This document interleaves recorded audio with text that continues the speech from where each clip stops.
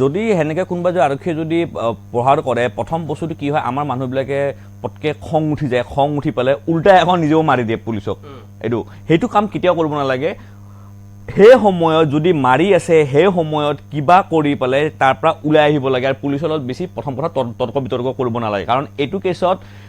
video' থকাৰ কাৰণে ল'ৰাজন এতিয়া মানে ধৰকচোন বাচি আছে ল'ৰাজন বাহিৰত আছে যদি ভিডিঅ' নাথাকিলে হয় ল'ৰাজন এতিয়া জেলৰ ভাত খাই থাকিলে হয় এইখিনি সময় ল'ৰাজন জেলত থাকিলে সেইকাৰণে এনেকুৱা সময়ত একো ভয় খাব নালাগে সেই পুলিচজনৰ ওপৰতে থানাত গৈ পেলাই এখন এজাহাৰ দিব লাগিব আৰু যদি সেইখন থানাই যদি এজাহাৰখন নলয় তেতিয়া এই নিজৰ ডিষ্ট্ৰিক্টৰ সেইখন ডিষ্ট্ৰিক্টৰ এছপি তাত গৈ প্ৰথমতে